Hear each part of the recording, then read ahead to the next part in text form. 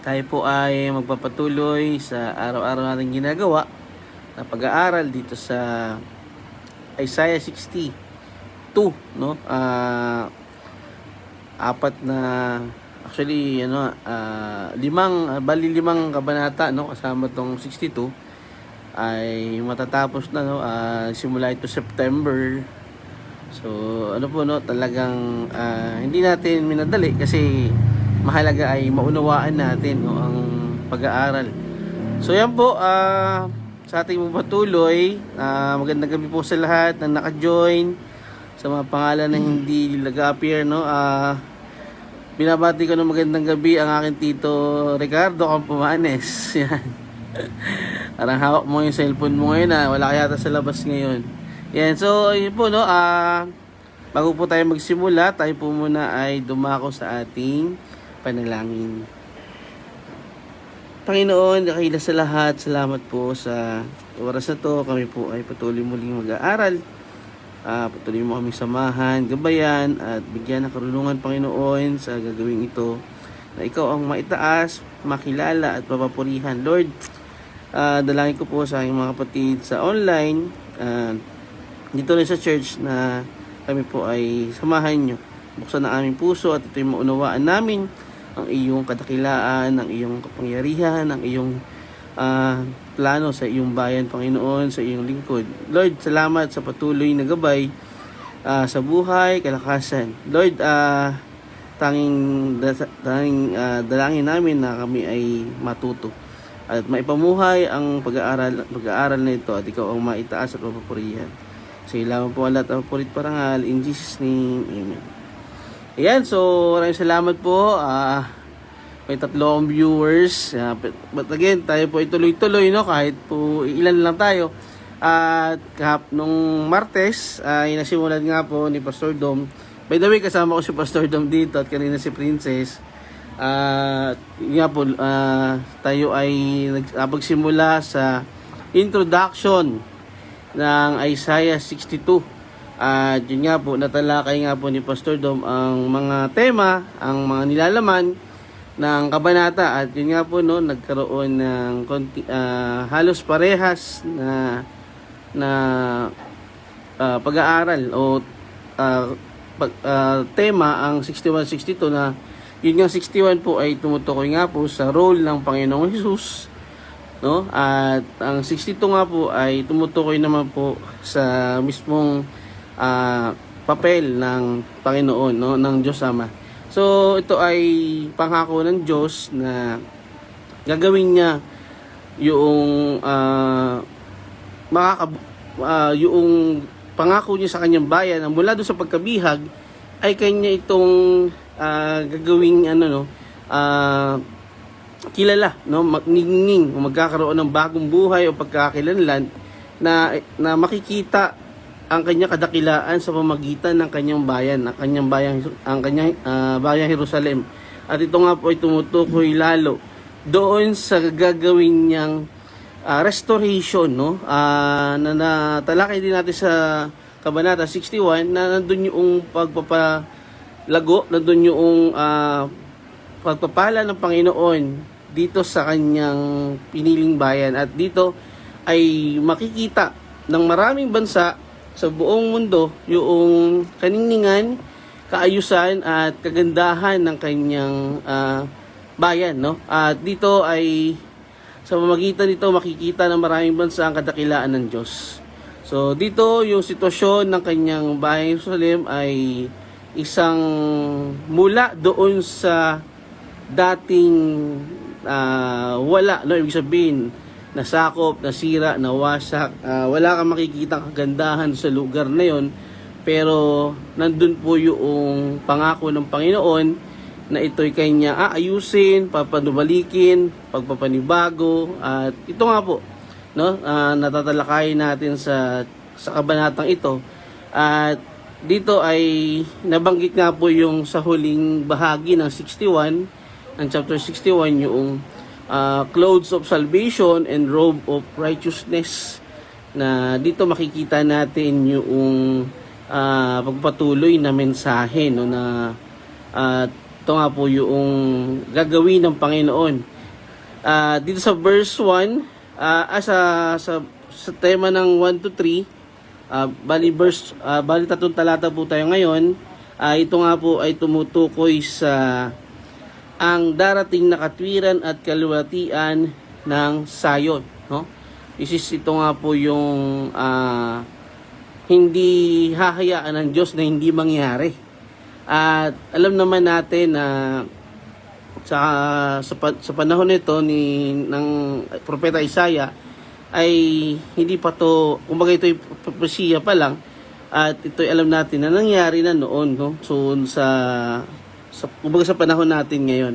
At ito ay mas lalong nagbibigay ng diin doon sa pagtugon o sa walang katapusang katapatan ng Diyos sa kanyang bayan. At dito, sinabi dito sa verse 1, magsasalita ako para lumakas ang loob ng Jerusalem. Hindi ako tatahimik hanggang hindi niya nakakamit ang kaligtasan, hanggang sa makita ang kanyang tagumpay na parang sulong nagliliyab, no? Makikita doon pa lang po sa umpisa, no? Siyempre, alam natin na ito ay ni propeta Isaiah, no? Siya nagsasalita dito, si Isaiah, at ito ay alam natin ng Panginoon ang nag-aano nito, no? Naghahayag. So dito makikita natin yung deklarasyon, no? Yung sa unang bahagi pa lang makikita natin kung gaano kalakas o yung gaano makapangyarihan yung deklarasyon na to, na magsasalita ako, no? Ako yung mismong magbabangon sa aking bayan. Ako mismo yung gagawa ng paraan upang siya ay makilala muli, no? Na magbalik yung kanyang dating sigla, na dati ay yun nga, no, nawala dahil nga po dun sa pagkabihag, no? So isang patunay na ito ay hindi po nawala ang gabay ng Panginoon sa kanyang bayan.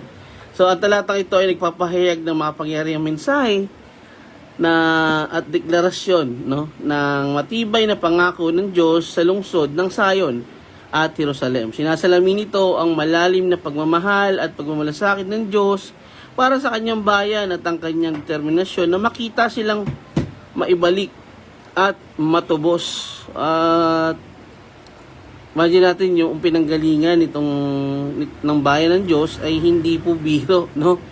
Pero dito mismong si Yahweh, mismong ang Diyos ang kikilos para sa kanyang bayan, no? Mula nang makalaya, makaalis doon sa Babylonia, ay ito po yung gagawin ng Panginoon, no? Yung pangako niya na matutupad. At alam naman natin na walang pangako ang Diyos na hindi natutupad, no? Isa sa mga pangunahing tema ng talatang ito ay ang konsepto ng matatag na pagmamahal at katapatan ng Diyos sa kanyang bayan. Ang propetang si Isaiah na nagsasalita para sa Diyos ay nagbibigay katwiran. Nagbibigay diin na ang Diyos ay hindi mananatiling tahimik hanggang sa ang katwiran at kaligtasan ng Sayon at Jerusalem ay sumikat ng maliwanag para makita ng lahat. So ito nga po ay gagawin na Panginoon, no?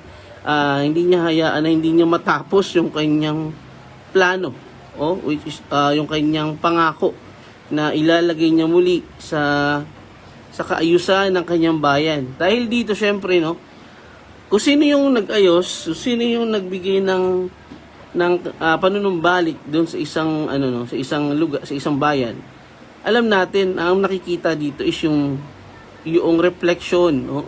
Yung pagiging dakila nung gumawa, which is siyempre ang Diyos, no? So magitan nito makikita ang kanyang kadakilaan sa imahe ng kanyang bayan. At ang temang ito ay matibay na pangako ng Diyos sa kanyang bayan at hinabi sa buong aklat ng Isaiah. So ito ay habang patuloy na tinitiyak ng propeta sa mga tao ng Israel ang katapatan ng Diyos at ang kanyang mga pangako ay ng pagpapanumbalik at pagtubos. So dito, no, sabi niya, hindi ako tatahimik Ibig sabihin, hindi po siya magpapahinga, hindi siya mapapagod, no? Hindi siya magkakaroon ng anumang dito interruption. Baga talagang tatapusin niya, no? Gagawin niya yung kanyang pangako. At dito po natin lalong nakikilala ang Diyos na siya ay tapat at nandun yung kanyang pagtugon sa kanyang pangako. Yan, so maraming tao ang nangangako pero alam natin ito ay napapako. Pero yung pangako ng Diyos na ipinako, no, ibig sabihin sineselyuhan niya, ibig sabihin make it countable. Ay, ibig sabihin siguraduhin mo na tawag ito, i-assume mo na or garantiya mo na mangyayari, no? Yan, so nagmulang ideya ng talatang ito sa panahon ng Israel ay nakakaranas ng matinding kaguluhan. At nabanggit na natin kanina na ang kahirapan sa kanilang bansa ay naranasan nila, no? Sila ay nasakop at yun nga, nawala yung kasiglahan ng bayan. So naranasan ng mga tao ang pagkawasak mula sa digmaan at ang pagkatapon ng marami sa kanilang mga kababayan. Ang lungsod ng Jerusalem ay nawasak at ang mga tao ay lubhang nangangailangan ng pag-asa at pampatibay loob. Siyempre, ano in-expect natin, no? Pag ito ang mga tao ay nakaranas ng ganito, yun yung mawalan lang ng tirahan, no? Ang kailangan niya talaga is hope, no? Na may pag-asa pa, no? At ito yung typical na nararanasan ng tao, nararamdaman ng tao, initial reaction ng tao kapag may nawawala, no? At ito yung nais na iparating o i-assure ng Panginoon na siya mismo, no, ang kikilos para sa kanyang bayan. Yan, so ito ay isang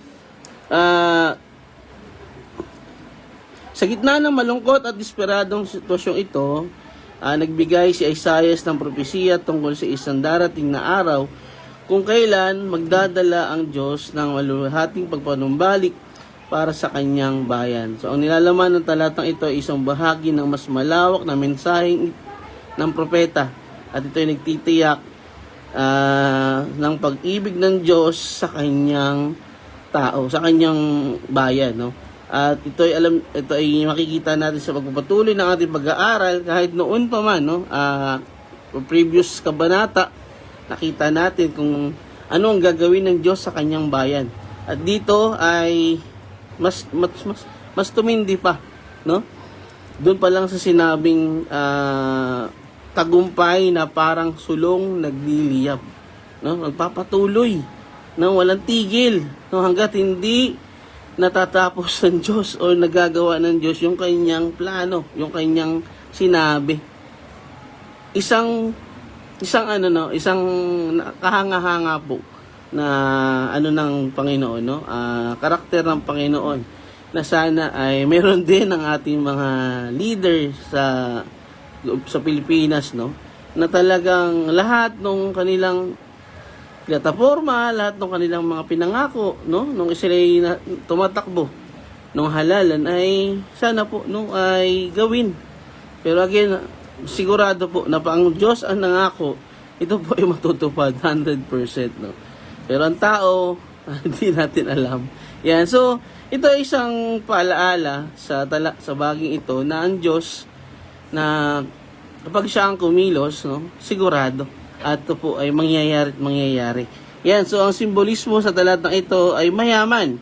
Ang pagbanggit sa Zion at Jerusalem ay may malalim na simbolikong kahulugan na kumakatawan sa mga piniling bayan ng Diyos at sa kanyang tahanang kasama nila.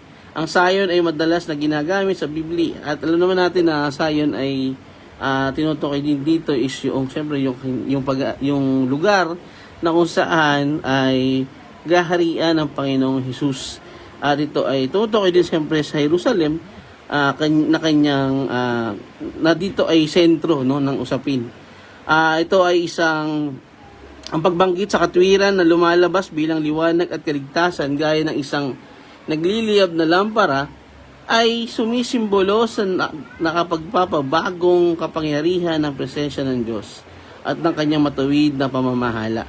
Ang imaheng ito ay nagpapahiwatig ng ideya na ang katuwiran at kaligtasan ng Diyos ay sisikat ng maliwanag at kitang-kita para makita ng lahat na magdadala ng pag-asa at papanumbalik. So ito nga po yun, masasaksihan ng maraming bansa, ng mga malaking bansa, mga kilalang pinuno, leader, ang magiging sitwasyon ng sayon, At dito ay syempre ito ay refleksyon syempre ng kadakilaan ng Panginoon. Syempre ito ay isang nakakamanghang pangyayari para sa kanyang bayan na kanyang gagawin, kanyang tutuparin upang ito ay maibalik, doon sa kasiglahan, doon sa sitwasyon na pinagpapala. Yan. So ito ay talata na patuloy na nagsasabi na ang kanyang bayan ay makakamit ang pagpapanibago, ang panunumbalik. Sa pangkalahatan na talatang ito ay isang makapangyarihang deklarasyon ng matibay na pangako ng Diyos sa kanyang bayan at ng kanyang determinasyon na makita na sila ay makabalik, o maibalik at matubos. Inihatid nito ang mga tema ng matatag na pag-ibig at katapatan ng Diyos at ang pangako ng isang maluwalhating pagpapanumbalik sa hinaharap para sa kanyang hinirang na bayan. So, yun nga po, ito ay makikita natin sa mismong talata na tutuparin, gagawin, tatapusin ng Diyos. Ito ay kanyang tutugunan upang makita ang kanyang kadakilaan sa pamamagitan ng kanyang bayang hinirang. So ito ay sa kasalukuyan patuloy itong nagsisilbing paalaala ng katapatan ng Diyos sa atin, Tapat ang Diyos sa lahat ng kanyang sinabi, sa lahat ng kanyang ginawa. Na sana po patuloy nating panalangin na ganoon din dito sa ating bansa, hindi lang sa bansa, kundi sa buong mundo, na mga tao, mga tagapanguna ay makita ang kanilang katapatan para sa ikaayos ng bawat hawak nilang bansa, sa panahon ngayon ay talagang very dismayado ang maraming tao dahil sa kakulangan ng pangunguna dito sa ating bansa, lalo sa dami ng issue na hindi nasusolusyonan, natutugunan, puro usapin lang. Pero dito makita natin na talagang ang Diyos mismo ay tutupad sa kanyang pangako. Ayan, so ito ay isang papanumbalik, bagong pagkatao.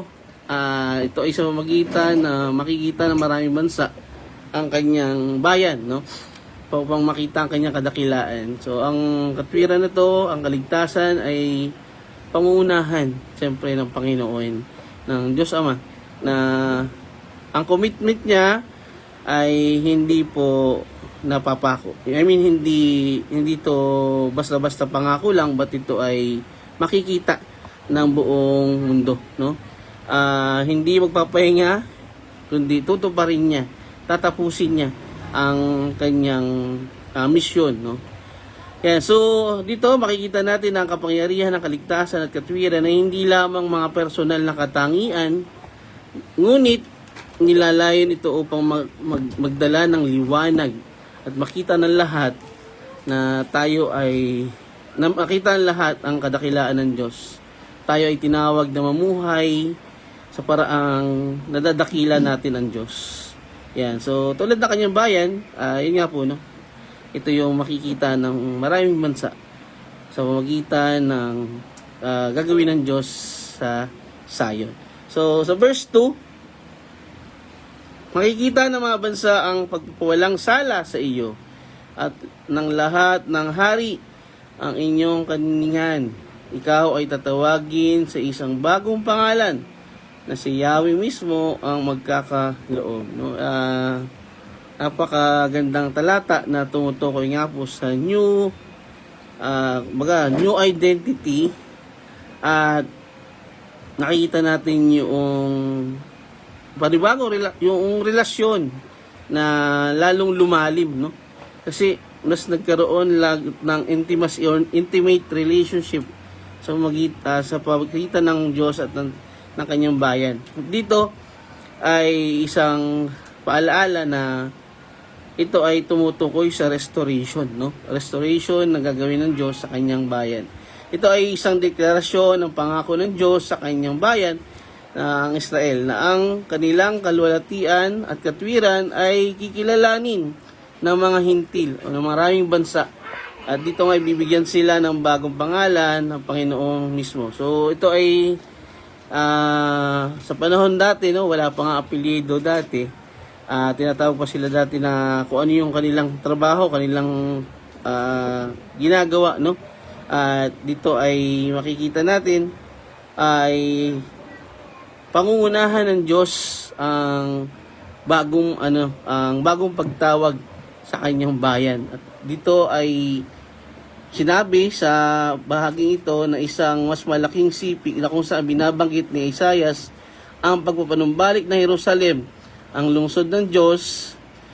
Ito nga po ay tulad ng karamihang aklat ay naglalaman ng parehong elemento ng kasaysayan o historical or eschatological elements na sumasalamin sa mga agarang alalahanin ng mga Israelita noong panahon iyon, pati na rin ang pagwakas ng plano ng Diyos para sa kaligtasan ng kanyang bayan.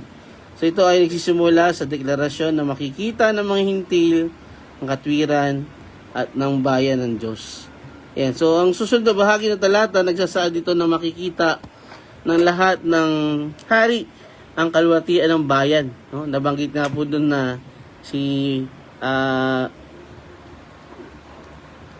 dito ay lahat ng hari ng inyong makikita ang inyong kaniningan. So ito ay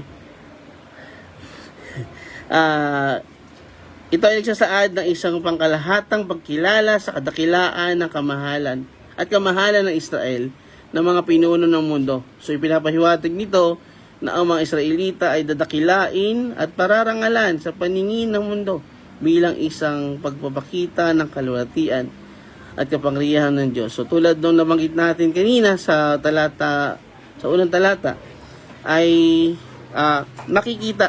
makikilala ang bayan ng Diyos at dito ay dadakilain ang Panginoon, no? Dahil sa ginawa nitong pagpapanibago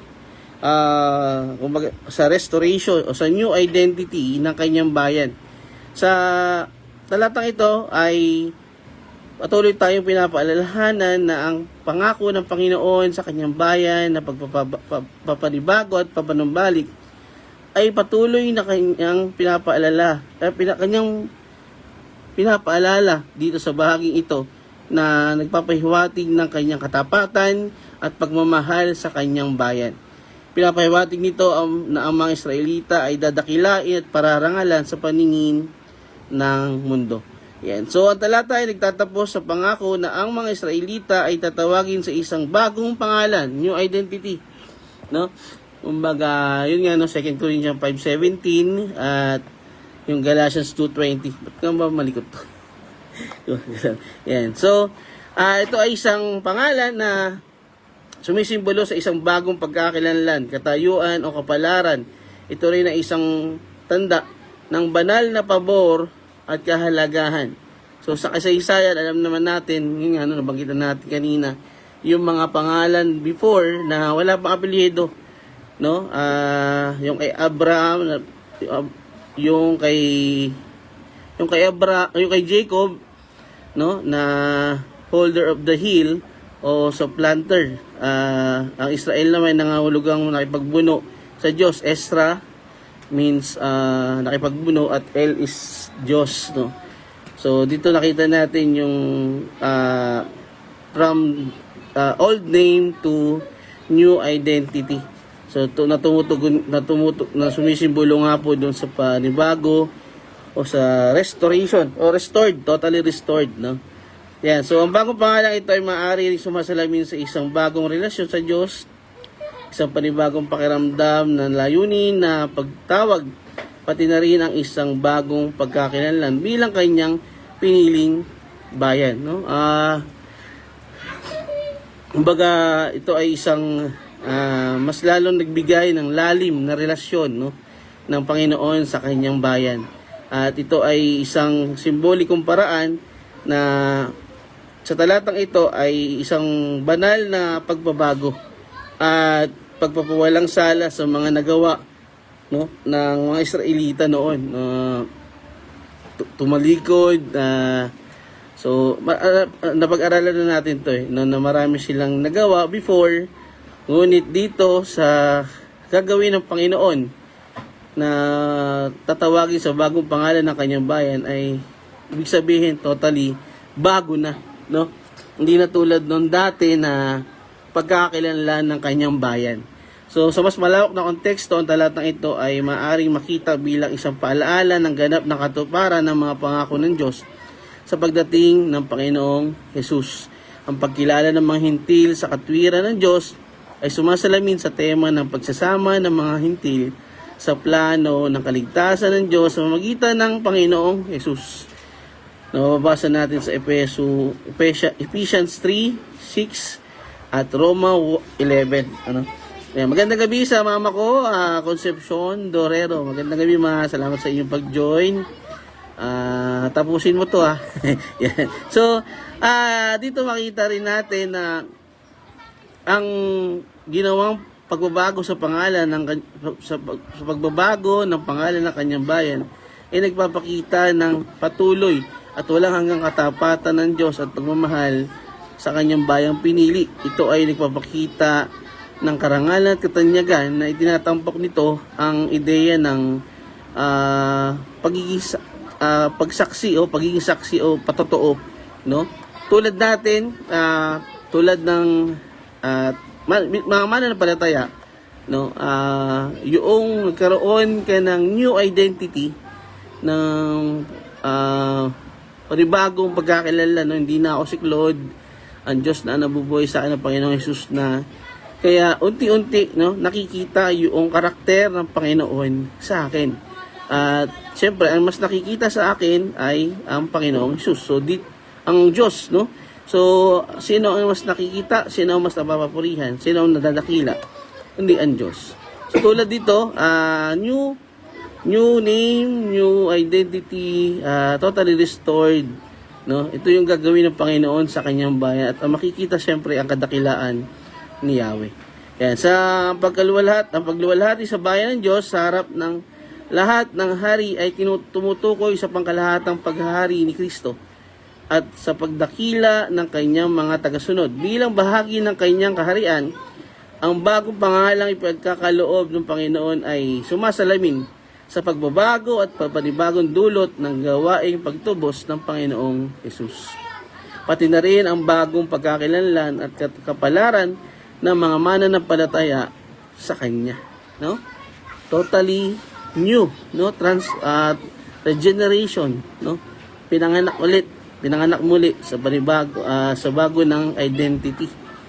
Yan. So, bilang pagtatapos ang talatang ito ay isang makapangyarihang deklarasyon ng pangako ng Diyos na ipagtanggol, dakilain at baguhin ang kanyang bayan. Grabe po ang pangako ng Panginoon sa panahon na ito. At dito makita natin yung hindi natutulog ang Diyos, no? Wala siyang pahinga. Wala siyang talagang makikita natin gaano siya ka-almighty, ka-dakila. So dito, ang mga Israelita para sa kaluwatian ng pangalan ng Panginoon ay dadakilain sa pamamagitan ng kanyang bayan. Sa pamamagitan, no, ng gagawin niya sa kanyang bayan. Ito ay isang prophetikong pangitain ng banal na papanumbalik, pagkilala at muling paglikha na may malalim na simboliko at implikasyon sa panghuling panahon. Tinuturo rin ito ang ganap na katuparan ng mga pangako ng Diyos sa gawaing pagtubos ng Panginoong Jesus. So dito makikita natin yung katuparan, yung pagtugon, yung patatapos na plano ng Panginoon, no? Yung pangako niya is mangyayari talaga pati sa dulong panahon, na ating sa kasalukuyan ating hinihintay, no? Marami nag-aaral yan, maraming nagtatalo-talo diyan, pero isa lang ang sigurado, no? Babalik siya, no? Ang Panginoong Hesus. So sa verse 3, ikaw ay magiging magandang korona sa kamay ni Yahweh, isang maharlikang putong na hawak ng Diyos. So ito ay isang bagay na nagsisimbolize, no, sa restoration, no. Ito ay from ano pwede nating i-describe dun sa kanyang bayan, no. Talagang totally wala ang maganda eh. Wala talagang maganda kung babalikan natin yung mga pag-aaral natin na kung anong nangyari dun sa kanya sa Jerusalem, no. Noong nasakop, noong talagang totally wasak, di ba? Tenga, dawag, no. Talagang isipin mo talagang kawawa, no. Pero dito nakita natin, ikaw ay magiging magandang korona sa kamay ni Yahweh, isang maharlikang putong hawak ng Diyos. So napaka po, no, very ang sarap isipin, no, na talagang reverse situation eh, nabago eh. Talagang binago ng Panginoon ang sitwasyon ng kanyang bayan. So ito ay isang makapangyarihang pagpapahayag ng pag-ibig at pangako ng Diyos sa kanyang bayan. So ang talatang ito po ay naghahayag ng nakapagpapasiglang mensahe na nagpapahayag ng pagmamahal, pangangalaga at pangako ng Diyos. Pagtupad sa kanyang pangako sa kanyang bayan ay isang patunay na ang Diyos ay hindi po umaalis, hindi lumalayo sa kanyang bayan. Tulad ng kanyang ginawa dito, no? Ang imahe ng isang korona ng kalulatian at isang maharlikang putong o diadema ay nagpapahayag ng mga tema ng karangalan, honoring, no? Honor. At ito ay tumutukoy din sa pagkakilanlan, pagpapanumbalik at soberanya ng Diyos na nagsisilbing paalaala ng katapatan niya.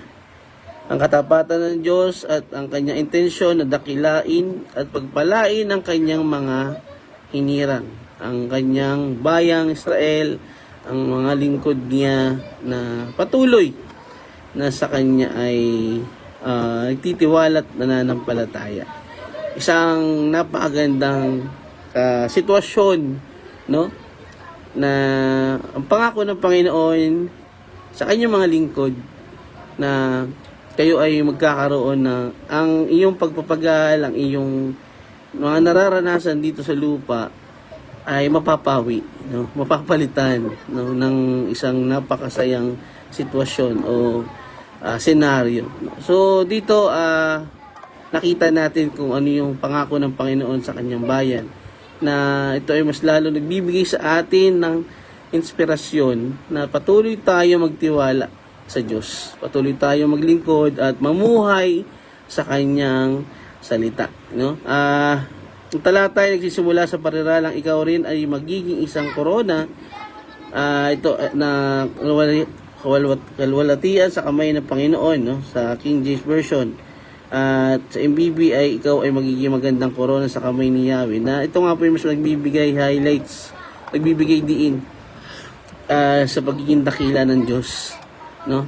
Sa pagiging dakila, sa kanyang gagawing pagdakila o pagbabago sa kanyang bayan. Ang larawang ito ay isang korona ng kalwalatian at sumisimbolo ng karangalan, prestihyo at tagumpay. Pinapakita nito ang layunin ng Diyos na itaas ang kanyang bayan sa isang posisyon ng karangalan at pagpapala.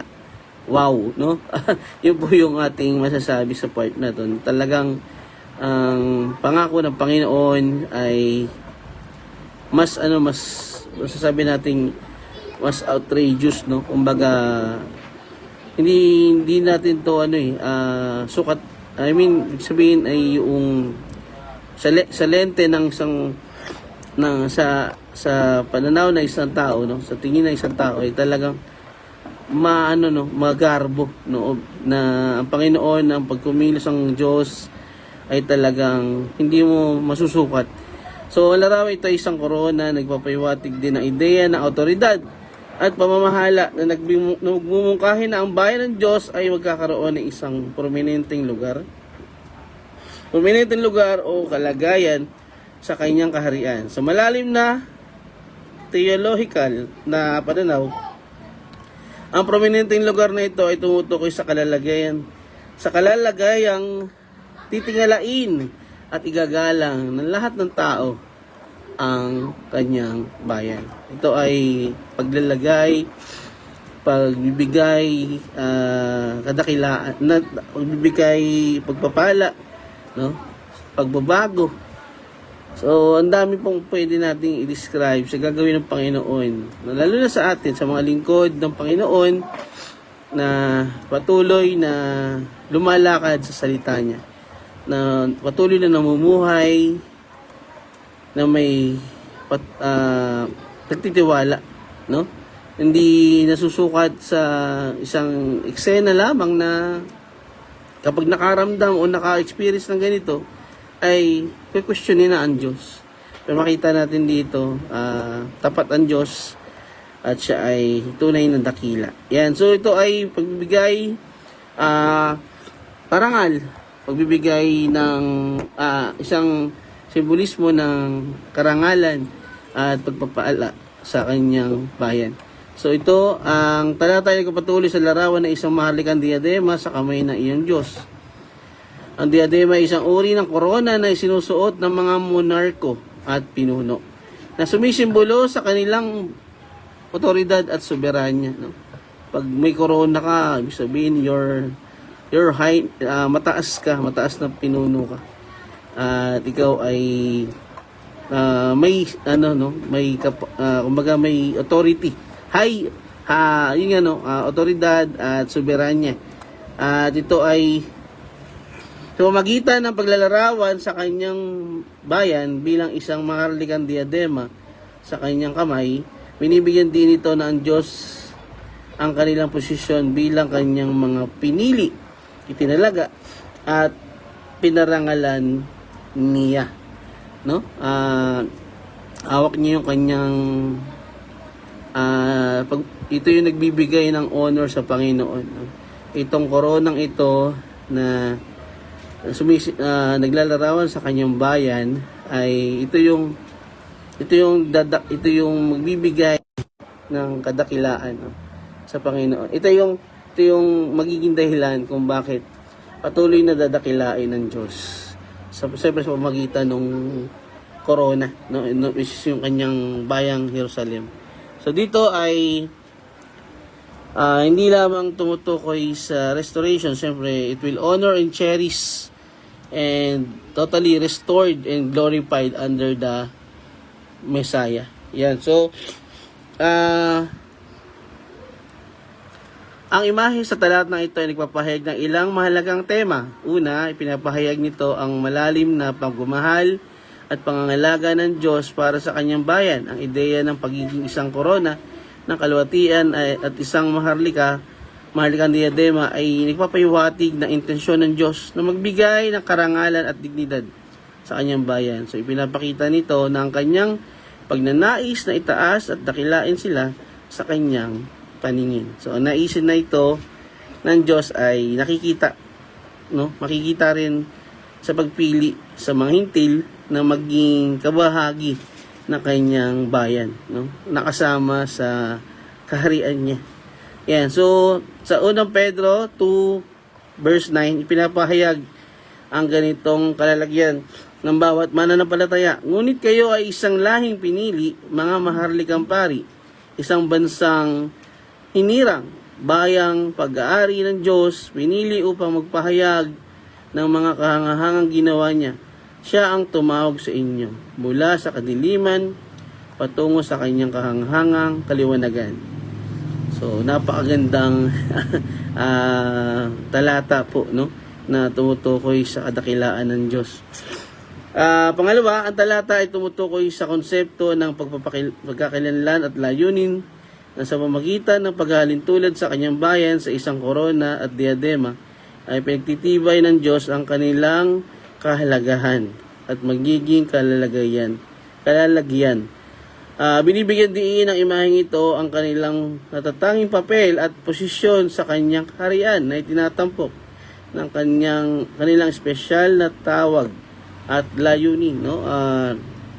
Itong bayan, itong mga pinili, itong inlingkod na magiging kabahagi ng kanyang kaharian ay meron ng meron ng pwesto o posisyon, no? Naalala ko yung bahay na may mansyon na kwarto.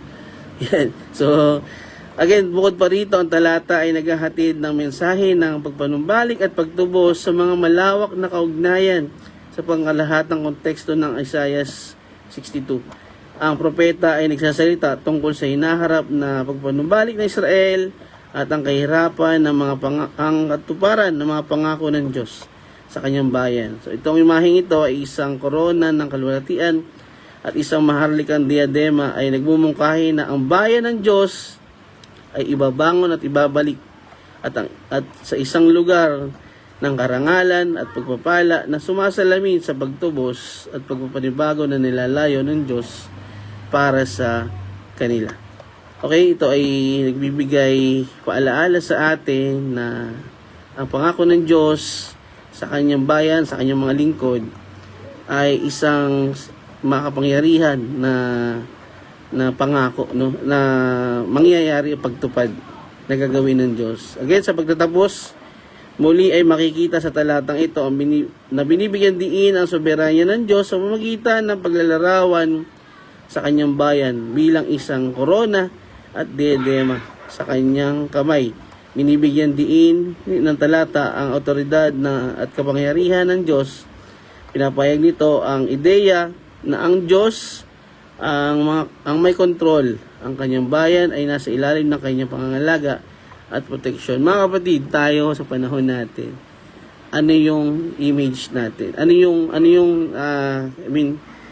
Paano natin napapapurihan? Paano natin nadadakila ang Diyos sa buhay natin ngayon? No? Tayo ay may new identity sa Panginoong Hesus, no? Ano yung nakikita? Ano yung nakikilala? Sino yung mas nakikilala sa atin? No? Tayo pa rin ba o ang Diyos? So dito tayo ay tulad ng corona at diadema. Corona, no? Na nagbibigay honor sa Panginoon ay ganito rin po, no? Ang naging larawan o naging itsura ng kanyang bayan na kanyang nilagay sa posisyon na kung saan ito ay titangalain, kikilalanin at makikita sa kanila ang kadakalaan ng Diyos. So yun po mga kapatid, diyan po muna natin tinatapos ang ating pag-aaral. I have 8 viewers, no? Hindi ko po makita kung sino mga nanonood. But again, maraming salamat po. Tayo po ay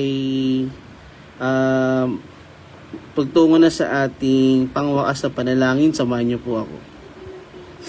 Panginoon, maraming salamat po sa araw na to, sa oras na to, sa pangunguna, sa pag-aaral, sa mga salita mo, Panginoon, sa kadakilaan mo, sa iyong pangako, sa iyong bayan, pangako sa iyong lingkod na alam namin, Lord, ikaw ay patuloy na gamatsyag, patuloy nagbabantay, at patuloy na binibigyan mo kami ng proteksyon at karunungan. Lord, sa gabi ito, samahan niyo po kami sa aming pagpapahinga, sa aming pag-uwi, sa mga babiyahe, Panginoon. Kayo po ang patuloy na gumabay at gumabay, Panginoon. Lord, tanging dulog namin sa inyo ang aming kaligtasan sa araw-araw, at itong gabing ito ay ikaw ang aming maitaas, ikaw ang aming mapapurihan. In Jesus' name, Amen. So maraming salamat po, Pastor Nandine, Mama, Tito, sa lahat po nag-join, karamihan dito sa Pastor Nandine. Kasama ko po dito sa church si Pastor Dom at si Princess. Maraming salamat po. Bukas po ulit magkita-kita tayo. Verse 4, no? So, yun po, ating patuloy na sambahin at parangalan ng Panginoon. Maraming salamat. Good night po. To God be the glory.